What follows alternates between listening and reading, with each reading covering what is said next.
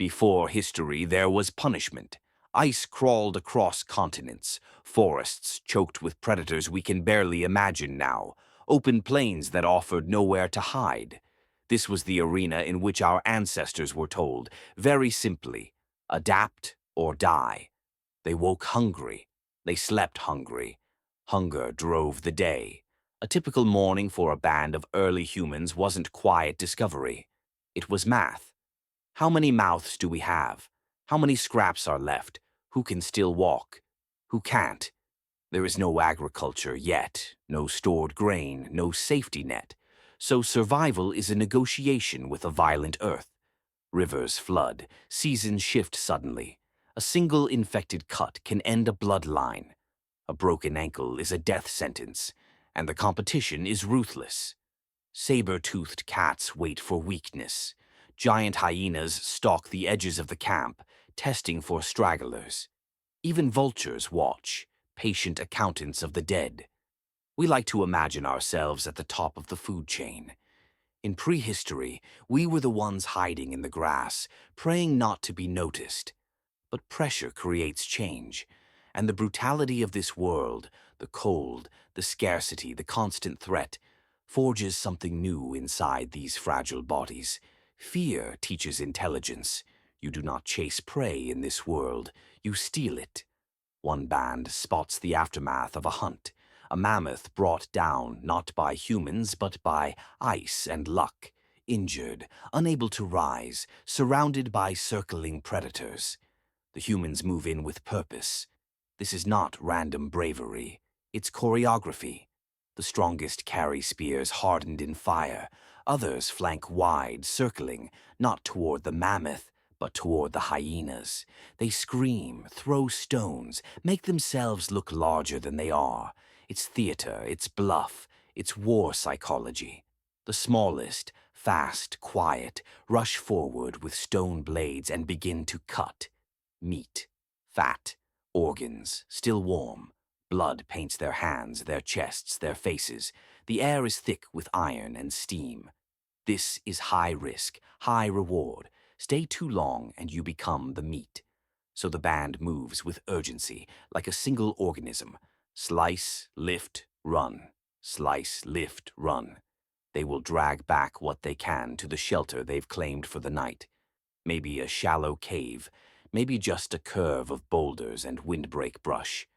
And here's the turning point. This is not just about eating tonight. This is about feeding children, feeding elders, feeding the injured hunters who can't walk but still matter. A lion kills for itself and its cubs. Humans kill for the group. That is not kindness. That is survival math. A wounded hunter still knows the paths of migrating herds. An elder still remembers where water hides in the dry season. Knowledge is rations. Memory is a food source. So our ancestors begin to act as something more than individuals. They become a network. That changes the game. Then comes the miracle that isn't a miracle. Fire. Picture it. Night, freezing wind howling through the bones of an old valley. Bodies curled together for warmth. Every inhale tastes like rot and cold mud. Every muscle is shaking. Then, light. It's small at first, a captured ember from a lightning strike, carried in dried bark, fed with patience. But when it flares, it rewrites the rules. Fire pushes predators back. Fire cooks meat, softens roots, makes poison plants edible. Fire gives more calories for less chewing, which means smaller guts and more energy for the brain. More energy for thinking means better planning, better tools, better odds. But fire is more than warmth and food. Fire is time. Before fire, dark meant sleep or terror. After fire, dark becomes counsel. They sit in a ring, faces flickering. They share stories, not entertainment, but data. Where the herds moved this season, where someone saw fresh tracks, who got sick after eating which berries. Every story is a map. Every map is a future. Around the fire, intelligence becomes collective. That is the birth of culture. Our ancestors were not the fastest, not the strongest, not the best armed. So they cheated. A stone flake becomes a knife sharper than a lion's tooth. A sharpened stick becomes a spear that turns chance into safety. Later, a thrown spear becomes an atlatl-launched projectile, speed multiplied by leverage, muscle extended by physics. Every tool is an equalizer, and behind every tool is a strategy. Tracking becomes a science.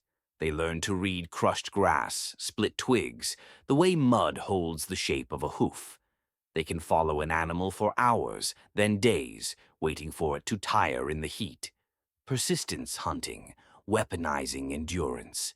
This is slow, patient violence. This is intelligence as a blade. And strategy is not just for animals. Strategy is for rivals. Because sometimes the greatest threat wasn't the saber-toothed cat.